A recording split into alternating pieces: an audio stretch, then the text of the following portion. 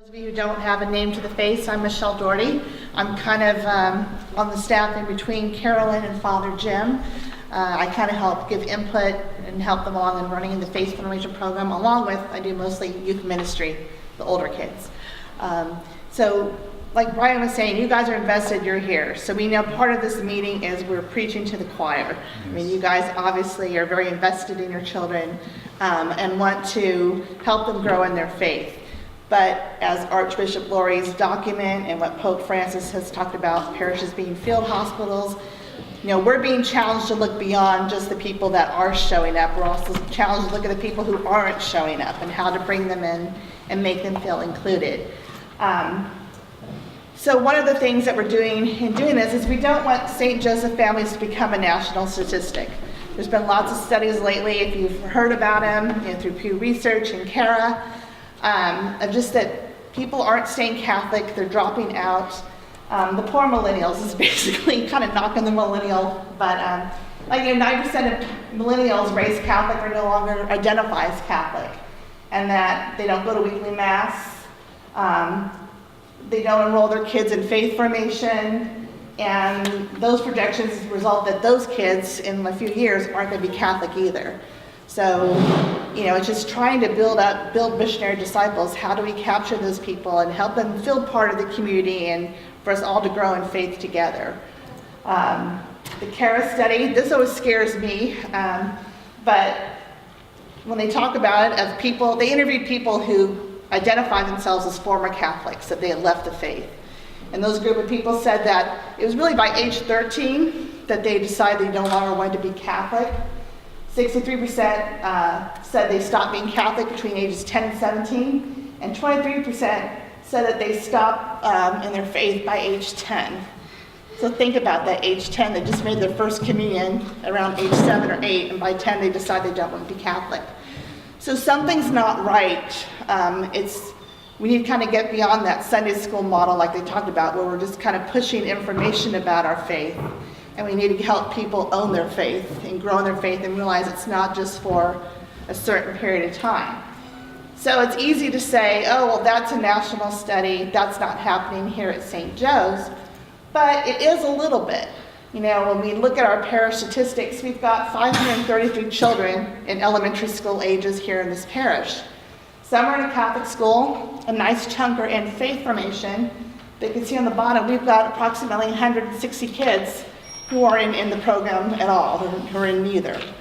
And we're concerned about those kids. We want to help bring those families in. You know, granted, some of those people are people we see at church, but for whatever reason, they just haven't decided to enroll their kids in faith formation. And even the people who do have their kids in faith formation, on Sunday, we kind of noticed by looking at the attendance records, you know, whether it's Sunday or Monday, you know, 30 to almost 40% of the kids are missing at least a third of the classes. So again, we know parents are busy. They can't come every week. They've got other things going on in their schedules. First Eucharist, you know, you kind of hear, we don't want a revolving door where they come in to get prepared for the sacraments, and then we don't see them again until confirmation. They've got that huge gap in between. So you can kind of see from a couple years ago, the group that just made their first communion in 2017, 33% didn't re-enroll in September, and then the following year it was another 17%. So basically half of those kids, they made their first communion, and then now we don't see them anymore.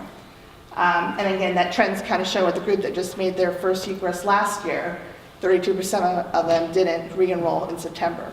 So that's concerning. I mean, again, parents are busy, and we know it's hard, but again, we just can't have that culture, that faith formation is just to, you know, check off a list and reach a goal. We want to help grow the whole family and be lifelong. This is kind of always interesting for me as I do confirmation.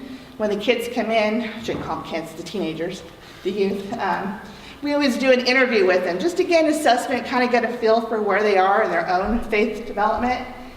And so one of the questions is, how often in your family is faith discussed? On a scale of 1 to 5, 1 being seldom, 5 being regularly.